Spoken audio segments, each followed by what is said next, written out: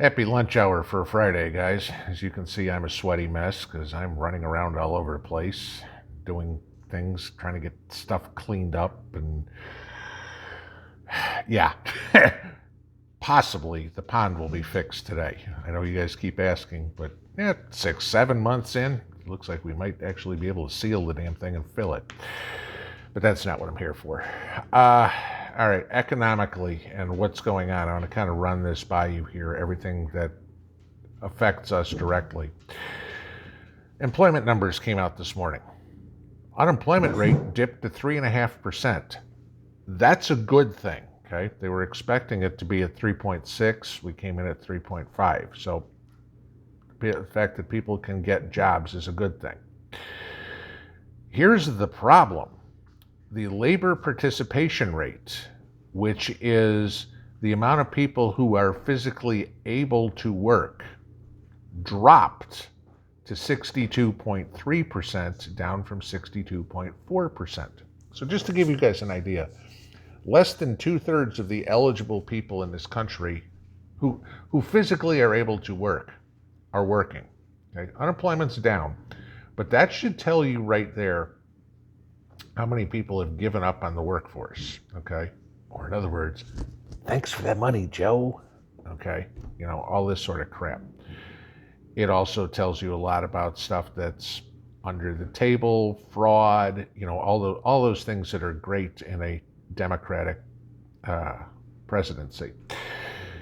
Fraud runs rampant. Hey, the Democrats are all about fraud. We know that, okay? The other thing that came out was payroll numbers, all right? And they have shown that the average hourly earnings, not including farm employees, okay? So they, you know, anybody that says, oh, but gee, this is because of all the illegals coming over. This has nothing to do with farm workers. Average hourly worker earnings have increased since a year ago, okay? Up 5%. Yeah. And at that 9% inflation we're looking at, this is exactly what you've got going on.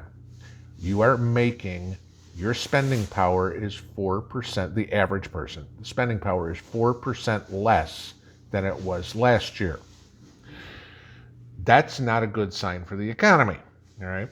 So what does this mean? What is the Fed going to do? Now, remember I told you the other day that in order to bring inflation down, unemployment actually has to go up, or at least that's what the Fed, which is true. Mathematically, that will work, okay? It's a stupid way of solving the problem.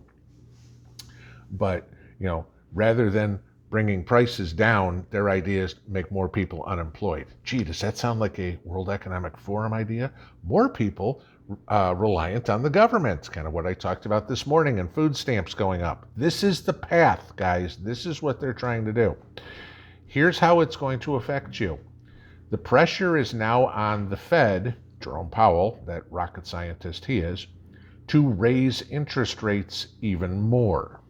Now, we've talked about mortgage rates and why the housing market is going to shit because, you know, it cost you an extra $250,000 to buy the exact same house at the exact same price now than it would in January of this year. Okay, that's how much mortgage rates, you know, your average home would now cost you over the life of a 30-year mortgage $250,000 more. All interest, just saying. Okay. And we've got to raise rates even more, which is going to screw the people even more. And if we get inflation back down to 2%, remember how it's calculated here, guys. It's year over year. So next year when they come out and go, look at us, we got the employment or the inflation rate down to 2%. Yeah, from October of 22 to hypothetically October of 2023. Until you go, yeah, but if you look at it from October of 2021 to October of 2023, it's 11%. Okay, yeah, this is the deal. So we're going to see interest rate hikes, which are going to screw us too. Okay, it's going to make it harder and harder and harder to get anything done. Harder for businesses to buy equipment, to stock the shelves. I mean, again, remember how businesses do stuff. They're not sitting there writing a check to the local wholesaler and saying, here's $100,000 to put canning jars on the shelves at, you know, Walmarts in Tennessee. No, it's done on credit, okay? And then they write a check, whenever it would be.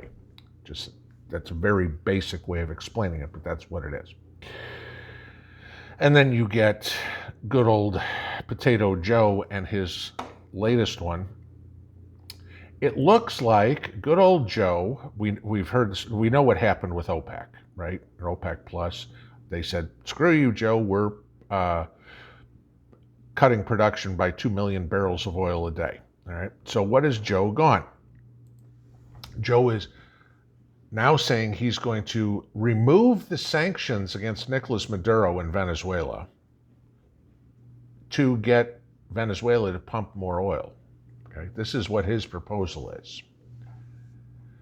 At the same time, Biden is prepared to block all the U.S. offshore drilling, to not renew the leases. So all, those in the Gulf of Mexico, you see the drilling platforms and everything like that, done. Because, in the interest of climate change, drilling oil off the coast of Venezuela is so much better for the world than drilling oil off the coast of Louisiana. Please explain that logic to me. Oh, that's right. We're talking about a Democrat. Logic doesn't come into play. So now we are going to kowtow to a dictator, to a communist, socialist at a minimum, dictator, so we can get more oil that we could produce ourselves, but we're not going to do that. We're going to put Americans out of work. Go back to the first thing I talked about, okay? Less Americans working, well, that might help inflation. But we'll still get the oil from Venezuela if Joe's plan goes through, which his intent is, look at us, we brought gas prices down, vote for us in November. Because the biggest thing that's panicking Joe right now in the entire Democrat Party, and if the Republicans are smart, they will go up and say, this was the gas price on January 21st, 2021, when Biden took office. This is the gas price now. Guess who's responsible for it and why? Okay. Kitchen table issues. This is what I'm concerned about. Okay.